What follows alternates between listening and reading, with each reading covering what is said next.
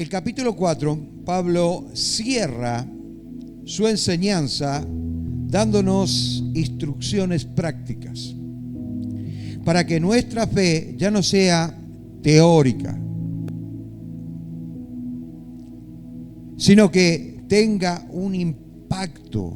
¿Tu fe tiene impacto? ¿Es verdad? ¿Tu fe tiene impacto? ¿Alguno ve tu fe como verdaderamente una bomba? Como algo explosivo, que cambie, que revolucione. Examinate, porque eso lo sabe en forma individual cada uno de nosotros. ¿A qué aspirás en el camino del Señor? Todas estas cosas les enseña Pablo en capítulo 4. Y quizás lo leíste un montón de veces. No, pero yo no encuentro eso. No vas a encontrar muchas cosas en la Biblia. Si alguna vez encontrás la palabra Trinidad en la Biblia, hacémelo saber, por favor. Pero habla de ella. Y así otras cosas también. Pero si no tenemos un buen discernimiento y no utilizamos las herramientas que Dios nos da para poder discernir conforme a su voluntad y el propósito de Dios por sobre todas las cosas, siempre vamos a estar quedando en el barro patinando. ¿Alguna vez no patinaste con tu auto en el barro y parecía que no ibas a salir? Bueno, así muchas veces queda patinando nuestra vida espiritual. ¿Tiene un impacto en nuestra fe, en nuestra vida diaria, en nuestra relación con Dios y con los demás? Si no es así, hay que examinarse muy, muy seriamente delante de Dios. Bueno, primer punto. La justicia en el servicio. Versículo 1. Amos, haced lo que es justo y recto con vuestros siervos, sabiendo que también vosotros tenéis un amo en el cielo. O sea, es obvio que es un llamado a la conciencia. Y le está hablando precisamente no solamente a los padres, a los líderes, a aquellos que tienen empresa o que tienen un taller o que tienen un negocio, sino que también es en forma individual un llamado a la conciencia. No hagamos lo que no nos gusta que nos hagan a nosotros. Entonces, tenemos un amo en los cielos, y si nosotros retenemos como patrones, retenemos el sueldo de alguien, o no le pagamos todo lo que corresponde, obviamente no pretendamos que Dios nos pague a tiempo. Entonces, hay cosas que tenemos que asumir realmente para que nuestra vida espiritual tenga el cauce que tiene que tener, porque obviamente muchas veces pretendemos muchas cosas que no practicamos y bueno, y se las demandamos a Dios y estamos cerrando de acá a la China más o menos, para que tengan una idea, cuando en realidad el que tiene que cambiar de actitud es uno mismo y ver cómo está delante de Dios. Yo realmente quiero impactar, ¿no es cierto?, a la sociedad. Obviamente tengo que ser el primero en el cual tiene que haber una luz, un cambio de actitudes, de forma, y obviamente esto va a hacer que sea algo, que no seamos cristianos de la secreta, sino que realmente brillemos en medio de las tinieblas. Muy bien, nos enseña que la posesión no nos da derecho a abusarnos, sino que debemos ser justos. Hay unos pastores que se creen los supremos, cuando en realidad el único supremo es el Señor. Y no quiero criticar a ningún pastor, pero de hecho que hoy estamos viviendo en tiempos en el cual hay pastolatría. Adoramos al hombre cuando en realidad la adoración se la tiene que llevar al Señor, porque predica bien, porque esto, porque lo otro, me gusta y me gusta. Pero ¿qué te llegó de la palabra? ¿Te sirvió? ¿Cambiaste tu vida? ¿Fue transformada? ¿Fue cambiada por el poder de Dios? ¿Fue impactada por la palabra? No por el hombre. Sí, muchas veces yo he estudiado homilética y lo primero que aprendés, ¿no es cierto?, es a tener dinámica, a hacer ademanes es esto.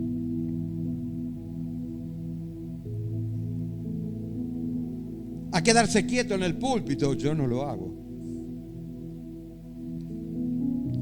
Entonces, pero no, eso no te sirve, realmente no te sirve cuando de repente descubrís que todo lo que tiene que salir del corazón, y todo lo que tiene que salir, todo el efecto que tiene que dar es aquel que inspiró la palabra, tiene que conquistar los corazones de las personas. Y cuando vos sos natural, las cosas tienen que salir así. Hay algunos que se esfuerzan por querer predicar mejor y por querer tener una voz más potente. Y quieren ser el locutor, cuando en realidad lo único que tienen que ser es simplemente un siervo.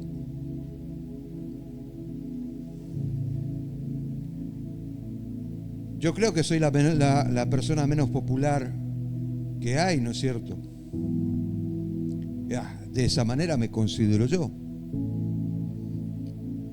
Pero de hecho, no debemos abusar de la gracia de Dios. Dios nos dio una gracia y con humildad debemos utilizarla. No queriendo aparentar nada, porque obviamente no vamos a lograr nada. No vamos a lograr nada. No vamos a lograr nada. La sinceridad ante todo. Claro, sí, yo tengo que preparar una prédica, obviamente estoy hablando de la carta de los Colosenses, perfecto, pero lo que sale, ¿no es cierto?, sin salirme del tema, lo que sale realmente del corazón. No quiero aparentar otra cosa. ¿Qué dice la Biblia al respecto? Muy bien, Mateo capítulo 20, versículo 26 al 28, dice: mas entre vosotros no será así, sino que el que quiera hacerse grande entre vosotros será vuestro servidor. Y el que quiera ser el primero entre vosotros será vuestro siervo. Como el Hijo del Hombre, Jesucristo, no vino para ser servido, sino para servir y para dar su vida en rescate de muchos. Ahora, me pregunto, ¿será que una persona puede ser más grande que Jesucristo? Cuando realmente dos cosas tenemos que aprender. Primeramente, a saber escuchar la palabra de Dios, porque a través de ella nosotros recibimos la fe y Dios habla, porque esta misma palabra fue inspirada por el Espíritu Santo y obviamente tiene que hacer el mismo efecto que causaron aquellos 40 que escribieron la palabra de Dios durante un periodo de 1600 años. El mismo efecto produce en nosotros, produciendo lo que es la manifestación de la palabra tangente, que sería el rema de Dios. Ahora, de hecho, lo primero que tiene que suceder es eso, de aquellos que escuchan la palabra, pero de aquel que empieza a disertar la palabra de Dios.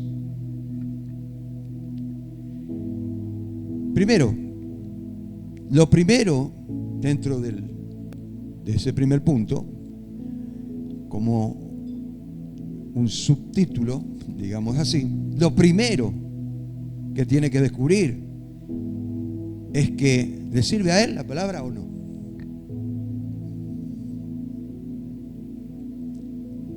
¿Tiene lo suficiente para transmitirla?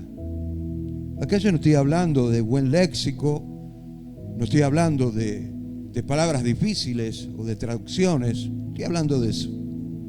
Estoy hablando de ser sincero, estoy hablando de hablar con el corazón y no con la mente. Estoy hablando de tener una conexión con la palabra, que es a través del Espíritu Santo. Y muchas veces queremos impresionar a las personas, cuando en realidad esa no tiene que ser nuestra intención. Nuestra intención es predicar la verdad. El que impresiona a las personas es el autor de la Escritura. Entonces, aquel que quiere ser primero, obviamente, olvídese de tener los mejores lugares, de ser famoso, predicador de multitudes y otras cosas. Olvídese de eso. Olvídese de querer impresionar a los demás, porque usted no va a impresionar a nadie.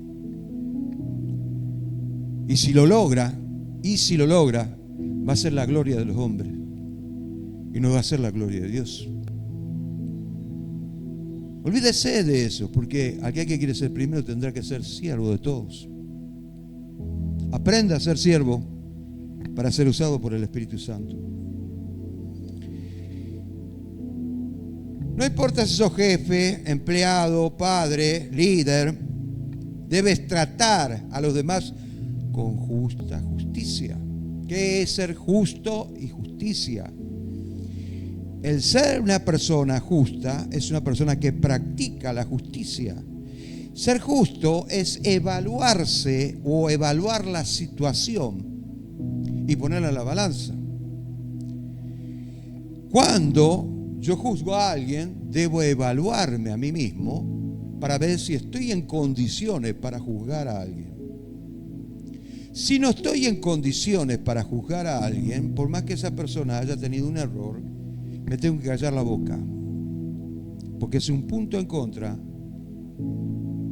en la presencia de Dios y un punto a favor hacia la manifestación de la carne.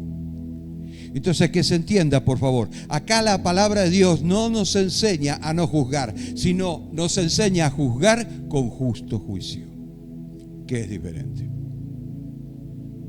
Cuando vos ves una persona que se la pasó toda la vida predicando la palabra de Dios y vos recién sos un bebé gateando en ese aspecto, no podés levantarte a decir, no, se equivocó.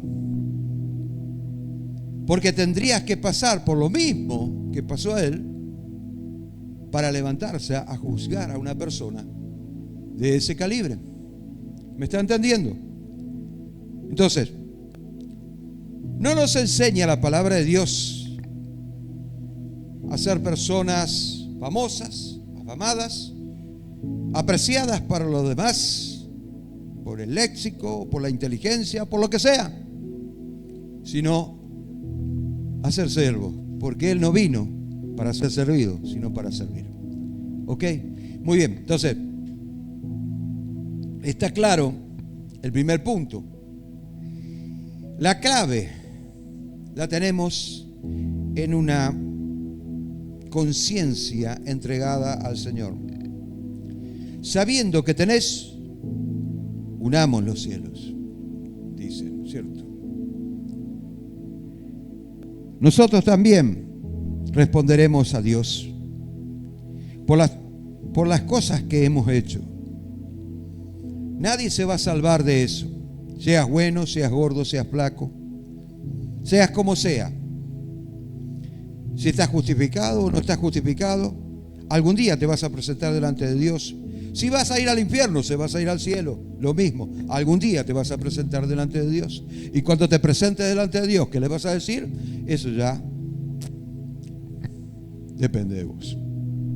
Si te querés justificar, puedes hacerlo. Estás libre para hacerlo.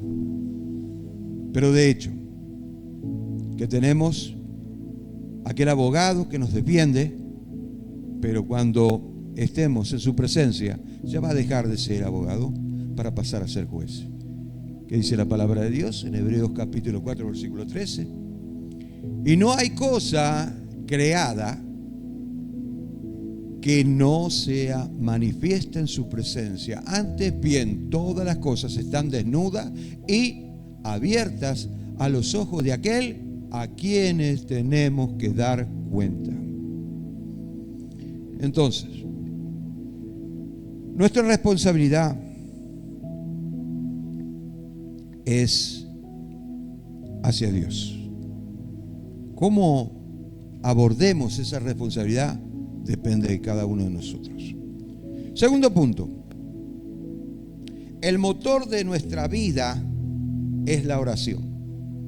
La oración. En el versículo 2 dice: perseverad en oración, velad en ella con acción de gracia. Pablo nos da 3 claves poderosas sobre la oración. Sabemos que tenemos más, pero acá tenemos una base bastante sólida. En primer lugar, la perseverancia. No oramos porque estamos necesitados, sino porque perseveramos en la oración. Estamos bien y, bueno, ya es como que nos olvidamos de levantarnos temprano en la mañana, ¿no es cierto? Arrodillarnos, buscar la presencia de Dios, porque estamos bien. Y de repente hacemos una oración de 5 minutos y pretendemos que Dios esté respondiendo esa oración, cuando en realidad lo que yo tengo que doblegar acá, ¿no es cierto?, es mi conciencia, es mi voluntad. ¿Para qué sirve la oración si ya el Señor sabe, antes de que le pida, lo que está en mi corazón? Para vos quizás sea ridículo y hasta tonto, pero para Dios no, porque es la única manera de que vos empieces a cambiar. La oración cambia al que ora. Cuando de repente estamos ahí orando y buscando la presencia de Dios, aunque Dios sepa lo que vos le vas a decir antes de que abra tu boca o antes de que piense lo que vas a decir, pero estás doblegando tu voluntad y la estás poniendo al servicio del Señor en humillación. Estás por debajo de Dios y no por encima de Dios. Entonces ahí entendemos que la perseverancia hace que nuestras características humanas empiecen a desaparecer y empiece a aparecer la naturaleza de Cristo en nosotros. Muy bien. La oración es el aire que respira el cristiano. Sin aire no puede vivir. También sin oración. Su vida espiritual muere.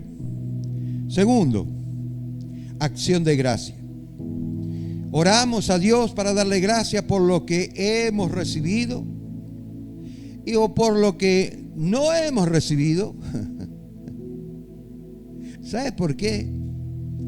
Porque como Dios vive en el presente, en el pasado y en el futuro a la misma vez, Él no tiene hora. Sus días no son 24 horas como la que nosotros conocemos, porque obviamente somos seres finitos, no infinitos. Y nuestro tiempo está contado, pero los tiempos de Dios no. En una dimensión totalmente diferente, donde se mueve el Señor, obviamente tenemos que entender, ¿no es cierto?, que darle gracias a Dios es la prioridad en nuestra vida, porque Él sabe lo que va a ocurrir dentro de un segundo. Sabe el tiempo que te queda de vida. Sabe lo que te va a ocurrir cuando todavía no ocurre. Sabe lo que hay en tu corazón cuando todavía no estás entendiendo qué es lo que sucede en tu mundo interior. Él conoce cada célula de tu cuerpo y la tiene contada, así como los cabellos. ¿Por qué no darle gracias? Quizás a lo mejor no recibiste lo que estás pretendiendo, pero a lo mejor no es la voluntad de Dios porque te está librando de algún peligro. ¿Por qué quejarse? Si estás en manos del Señor, estás en las mejores manos. Eso es lo que debes comprender. Entonces darle gracias nunca está de más. Todo lo contrario. Es poner nuestra vida al servicio del Señor. Decirle al Señor, heme aquí. Te doy gracias por la oportunidad que tú me das. Gracias porque yo era condenado junto con el mundo, pero tú me amaste y acá estoy, sirviéndote. ¿Qué más podemos pedir? ¿Un auto? ¿Una casa? No me hagas reír. Esas son tonterías del Evangelio de la Prosperidad, cuando en realidad nuestra importancia es lo espiritual. Y lo demás son consecuencias. Lo demás son consecuencias. Señor, que este mes me llene de plata. Satanás se está riendo y Dios se está entreteciendo.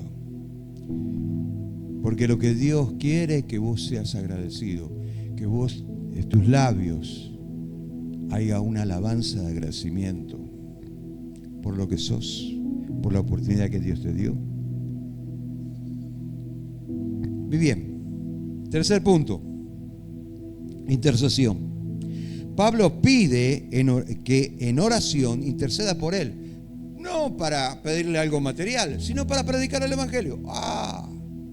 Pero qué tonto este Pablo, che. ¿Por qué no le pide algo mejor? ¿Por qué no le pide que le saque de la cárcel? Esa sería la lógica. Pero dentro de los planes de Dios no hay lógica. Dios quería que esté en la cárcel. ¿Cómo Dios va a desear eso, no? Porque si no, el trabajo lo iba a hacer a él y no a sus discípulos. Entonces a Pablo le tuvo que dar un estate quieto. Calmate, viejo. No prediques tanto, que hay muchos discípulos que vos levantaste y que necesitan desarrollarse. Es necesario que yo mengue para que los demás crezcan. Y quizás ese aguijón que tenía, no quizás, estoy totalmente seguro, porque en la carta a los Gálatas le dice, si hubiera por ustedes, me darían sus propios ojos a mí, me los donarían. Así que tenía una infección en los ojos tremendo, de tanta lectura, a la vela. Vos te quejás porque estás delante de una computadora y parece como que ya no me quedan más lágrimas en los ojos porque se me están secando. Ya no veo bien. Entonces Pablo no podía ver. Y muchísimas veces lo utilizó a Timoteo para decirle, no, escribime esto porque ya mis ojos nos dan mal. Le pedí miles de veces al Señor, pero Él me sigue diciendo lo mismo. Bástate mi gracia.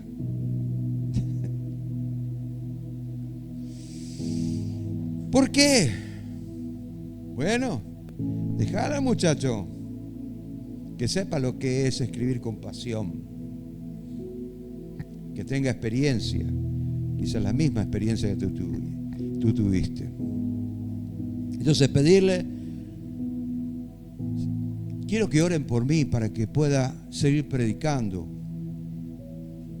para que Dios de alguna manera venga, vea y de repente viene un necesitado y yo tenga la palabra justa, ¿no es cierto?, para él, sazonada con sal, que dé gusto. Filipenses capítulo 4 versículo 6. Por nada estéis afanosos, esto yo lo dijo con mucha experiencia, si no sean conocidas vuestras peticiones delante de Dios en toda oración, ruego con acción de gracia. Son ejercicios espirituales para que nosotros nos vayamos disciplinando dentro del campo de lo espiritual. Queremos conocer lo espiritual y a lo mejor pensamos que hay alguna fórmula, pero la única fórmula bíblica que hay es la oración. No hay otra. Muy bien, tercer punto. Sabiduría ante los de afuera. Versículos 5 y 6, pero vamos a estar parafraseando un poquito. Dice, anda con sabiduría para con los de afuera. redimiendo el tiempo, sea vuestra palabra siempre con gracia, sazonada con sal. Yo digo, pregunto, ¿será que mi palabra o tenga que de repente estudiar mucho para tener estas características? Yo le digo por experiencia, no. Me he dado cuenta durante estos 40 años de servicio al Señor que no es precisamente el estudio para disertar bien, para ser un locutor. Quédate con eso, dice el Señor. Sino la experiencia que vos tengas con el Señor. La fluidez viene de la sinceridad, del diario vivir, del hablar con otra persona de algo que te está sucediendo o de algo que estás viviendo. No fluye de lo que vos aprendiste, aunque la palabra de Dios la tengas que aprender, pero metés en el buen depósito para que el Espíritu Santo lo saque. Entonces, nuestra palabra tiene que ir con amabilidad, con soltura, porque hay algunos que están presionados. ¿Y ahora qué digo? ¿Y ahora qué digo? ¿Y ahora qué digo? Te vas a quedar patinando ahí en el barro todo el día y no vas a decir nada y te vas a poner nervioso. A mí me da igual. Lo mismo que hablo acá con ustedes, lo puedo hablar con 5.000, 10.000, un estadio lleno. Me importa un pepino. ¿Por qué? Porque lo que digo, lo digo por experiencia, por una relación que tengo con el Señor íntima. Nada más. Y no quiero impresionar a nadie. Esa no es mi intención. Redimir el tiempo. Pablo aconseja actuar sabiamente, aprovechando al máximo las oportunidades. No pierdas oportunidad de testificar de Cristo. Testificar a Cristo por sobre todas las cosas, ¿no es cierto? Es poner en marcha aquel motor que tenés por dentro que tiene que ser ejercitado. Aprovechar bien el tiempo. En todo lo que nosotros emprendamos, no perdemos el tiempo en cosas que no son lo que nos hemos propuesto, sino que nos enfocamos en eso. Eso es lo que significa enfocarse en Cristo. Es todo. Estar preparado. No, hoy no voy a predicar porque no estoy preparado. ¿Sabes qué? Yo les voy a decir una cosa. Yo no necesito prepararme. Yo ya estoy preparado. Si algún día no termino mi prédica, estoy totalmente seguro que voy a abrir la Biblia y voy a seguir predicando la palabra de Dios. Nada más que llevo un orden. Pero quiero que entiendan que todo cristiano ya tiene que estar preparado. Cuando el cristiano se prepara porque tiene que predicar, está fallando. No es correcto, porque todos los días tiene que estar preparado. Redimir el tiempo es eso. Estoy como para, si hoy de repente se me presenta alguien que necesita, tendré la palabra justa. No. Hoy no le voy a decir nada porque no ayuné, no oré, ni me preparé. Y cuando venga un endemoniado o una persona que necesita sanidad, ¿qué es lo que vas a hacer? No es mi llamado, pastor. Sin embargo, la Biblia dice, hay 9 dones, pero el Espíritu es el mismo. Redimir el tiempo.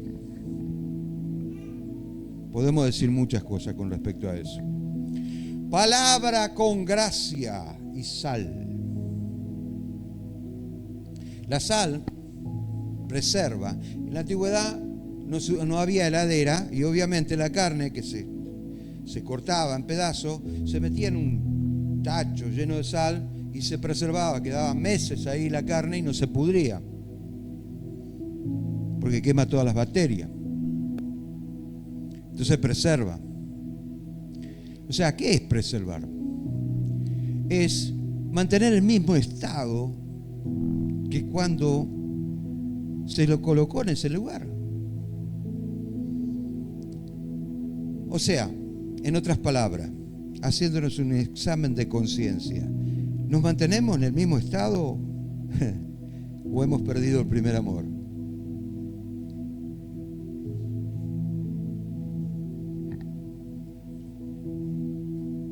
La sal preserva, da sabor. Una persona que tiene sal es una persona que, por más bella que sea la comida y presentada que esté, si no tiene sal, no tiene gusto. Y es lo mismo. Nuestra palabra debe ser amable, también tener sabor. ¿Y el sabor qué le da? La verdad. Cuando vos predicás o hablas de algo, si estás mintiendo, como muchos hacen, mienten o exageran, no te sirve de nada. No, pero es para ganar un alma, no importa, porque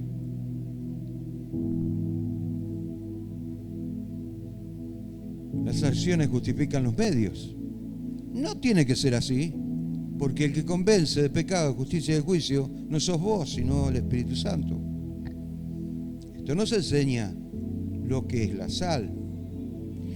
Debemos saber responder a cada uno según su necesidad. Yo no te voy a dar nunca lo que vos querés, te voy a dar lo que vos necesitas. Porque el Espíritu Santo obra de esa manera. Entonces muchas veces pretendemos escuchar algo que no está, que no es compatible a lo que yo quiero, porque lo que yo quiero es otra cosa.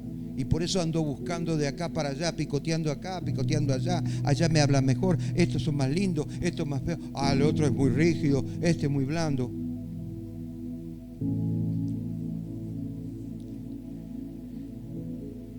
La verdad es la realidad que debe ser predicada. Hay cosas que no queremos escuchar, como por ejemplo esta. Primera de Pedro, capítulo 1, versículo 16. Sé santo porque yo soy santo. ¿Cómo sé santo porque yo soy santo?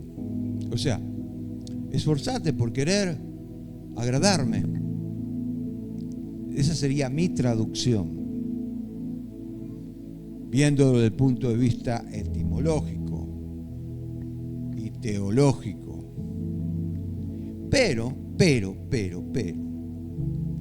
acá nos habla de ser apartados. Ested aparte del mundo. El mundo y sus cosas va a pasar, pero mi palabra no puede pasar nunca. Abocate a lo que yo te enseño en mi palabra. Sé santo porque yo soy santo. Y otra cosa, en Apocalipsis capítulo 3, versículo 13 dice, el que tiene oído oiga lo que el Espíritu dice a la iglesia. O sea, acá lo habla con un tono imperativo. ¿Tenés oído? Bueno, escuchá, no es lo que vos querés. El que tiene oído, oiga lo que el Espíritu dice a la iglesia. ¿Para qué? No son palabras dulces para endulzar tu vida. No es algo rico que vos puedas digerir bien. Ezequiel dice, yo comí su palabra y en mi boca fue dulce, pero cuando llegó a mi vientre, era agria. Pero no precisamente tiene que ser así siempre, no, por supuesto que no. Porque cuando nosotros empezamos a cambiar de actitud, escuchando la palabra de Dios, todo lo que dice la palabra de Dios, que sirve para nuestra edificación, es agradable para aquellos que quieren escuchar lo que necesitan, no lo que quieren. Amén. Ahí entienden, ¿no? Cuarto punto, la importancia de la comunión.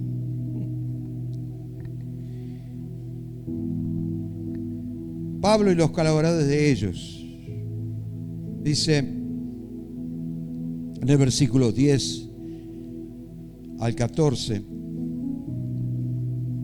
ese no es, dice, menciona Aristarco, Marco y Justo, de origen judío, de la circuncisión. Había mucho de la circuncisión, de la doctrina judía, que estaban colaborando con Pablo. No eran, muchos eran enemigos de Pablo, pero hay muchos de la iglesia de Jesucristo que practicaban la circuncisión, que colaboraban con Pablo, pero entendieron, escuche lo que le voy a decir, y esto le va a servir para su vida espiritual. Entendieron una cosa, que la circuncisión en el Nuevo Testamento es optativo. No te sirve porque tiene una representación, pero ¿sabes qué? Si yo quiero circuncidarme, la palabra de Dios no me lo prohíbe. ¿Me está entendiendo? Pero ¿para qué lo voy a hacer? Ahora, yo digo, si hay alguien que quiere, ¿no es cierto?, vestirse todo de blanco, zapatos blancos, cinturón blanco, saco blanco, pelo blanco, todo blanco, y quiere venir acá a predicar, si predica la palabra de Dios, a mí no me importa. Quiero que entiendan algo. Tu relación con el Señor es tu relación con el Señor. ¿Me entendés? Y no tiene que precisamente ser una doctrina. Ellos entendieron eso y colaboraban con Pablo, que no predicaba la circuncisión. Si Dios te mandó a hacer algo y lo haces de manera diferente a lo que te enseñaron, o ves a alguien que está haciendo algo que está haciendo de manera diferente, mientras estés centrado en la palabra de Dios, estoy hablando de la doctrina, estoy hablando de los principios bíblicos, a vos eso no te tiene por qué importar, no te tiene por qué interesar. Yo he ido a iglesias donde todas las mujeres usaban velo, pero ninguna de ellas enseñaba a usar velo. ¿Me está entendiendo lo que quiero decir? Cuando el creyente sea lo suficientemente maduro, no se va a fijar en esas tonterías.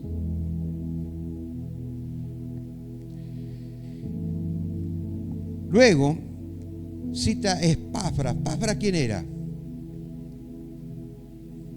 Era el que había levantado la iglesia en Colosa, el fundador de la iglesia de Colosa, el pastor de la iglesia de Colosa. Después Lucas, Demas, mostrando así de esta manera que Pablo tenía un equipo ya formado. Él no necesitaba hacer nada. La gente que él había formado se encargaba de levantar a los demás. La iglesia no es el pastor. La iglesia es un cuerpo. Y cada uno de nosotros debemos entender que tiene un ministerio y un don que tiene que ser desarrollado. Y acá, ¿qué dice la palabra de Dios? Hebreos capítulo 24, capítulo 10, versículos 24 y 25, dice así: considerémonos unos a otros y estimulémonos al amor, a las buenas obras, no dejando de congregar como algunos tienen por costumbre, sino exhortándonos, tanto más cuanto veáis que ese día se acerca. En primer lugar, ¿en qué nos estimulamos? Obviamente, cuando nos estimulamos al amor. El amor, cuando tenemos confraternidad, cuando hablamos, nos sentimos bien, porque estoy hablando con el hermano, con la hermana. No es producto de la ocasión nada más, sino que es algo que Dios coloca en nuestro corazón como cuerpo. Necesitamos la compañía de otros porque Dios nos creó como seres gregarios. Necesitamos la compañía de otros. Y acá se manifiesta el amor, que es a través del Espíritu Santo. Entonces, la consigna es la siguiente: no dejarse de congregar, porque si perdemos esos valores, obviamente lo que vamos a perder es gran parte de nuestra vida espiritual. Se marchita como una flor. Como algunos tienen por costumbre, y ya eso es una costumbre. Hoy en día vemos eso. Ay, no, hoy no me voy a ir a la iglesia. Bueno, ¿no es tu necesidad la iglesia? Pregunto, ¿será que el comer al mediodía es algo que necesita el cuerpo? Ah, no, hoy no voy a comer al mediodía. Tengo hambre, pero no voy a comer.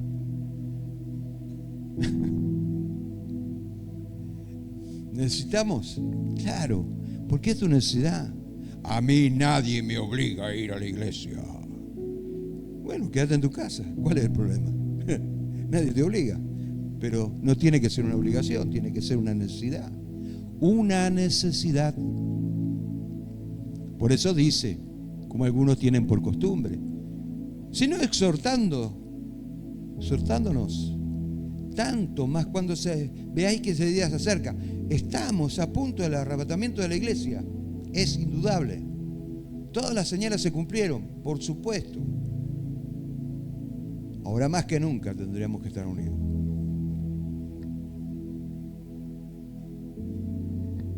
Instrucciones finales.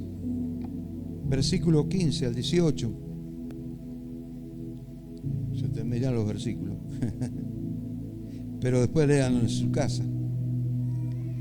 La salutación a los hermanos de la Odisea. Y ordena que la carta sea leída en las otras iglesias y quizás en las 7 iglesias que estaban por ahí, por Asia Menor.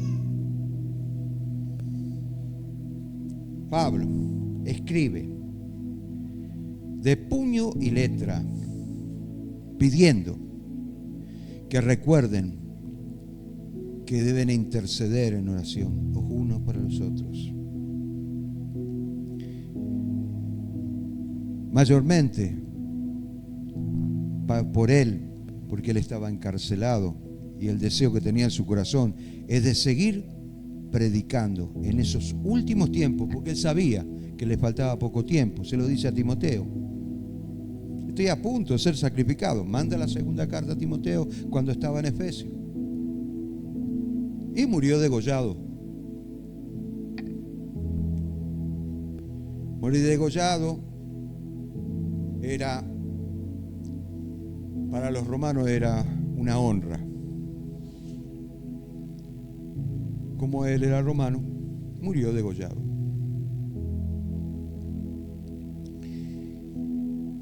Reafirmando el compromiso que tenía con el Evangelio, pese a las circunstancias. Para concluir, el capítulo 4 de Colosenses nos hace desafíos. Primer desafío: seamos justos en nuestro trato. siempre seamos justos, porque tenemos un patrón en los cielos. Si yo quiero hacer algo injusto, no puedo demandarle aquí a mi patrón que haga algo justo por mí, porque no tengo ningún derecho. Segundo, seamos constantes en la oración, porque la oración es lo que cambia al que ora. Cuando hay una constancia, cuando hay realmente sabemos que tenemos una responsabilidad, no porque vamos a cumplir con Dios, porque no vamos a cumplir con el Señor, sino porque necesitamos doblegar nuestra conciencia. Tercero, seamos sabios en nuestro hablar, en nuestro caminar. El ser sabio es no dejar de alimentarse, fortalecerse espiritualmente con la palabra. Ahí es cuando nosotros empezamos a utilizar la sabiduría del Espíritu Santo, aquel que la inspiró es aquel, ¿no es cierto?, que hoy en día lo estoy predicando.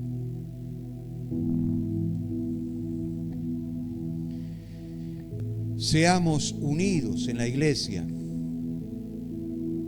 cosa que muchos no practican. Y no estoy hablando de esta iglesia nada más, pero que tiene que empezar a practicar, porque Cristo viene a buscar a su cuerpo, no viene a buscar a los llaneros solitarios, sino a aquellos que no desprecian estar al lado de un hermano,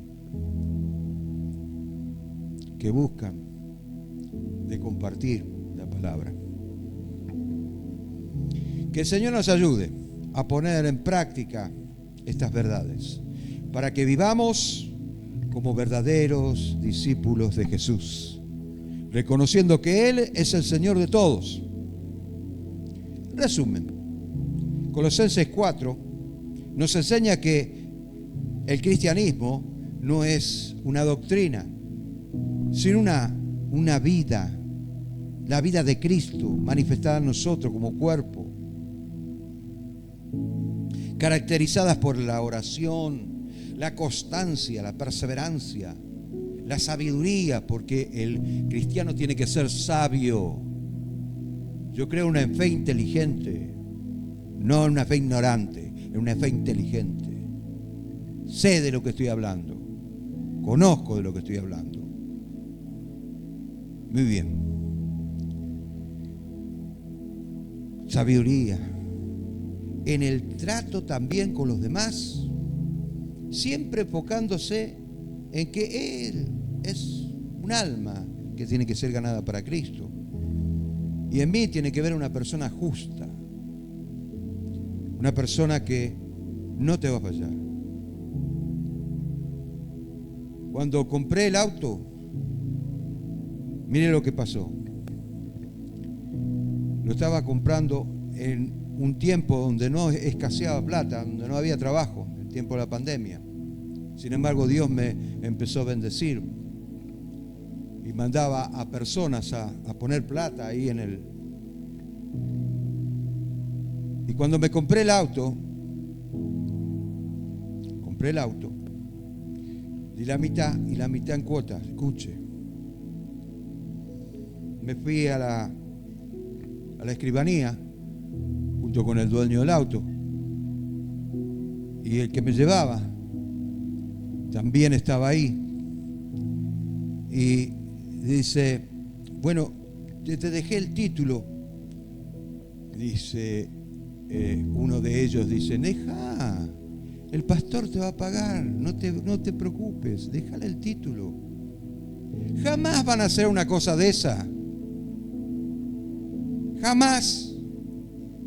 Yo podía no pagarle, total, ya tenía el título. Una persona justa tiene las puertas abiertas en todo lado. Amén. Amén.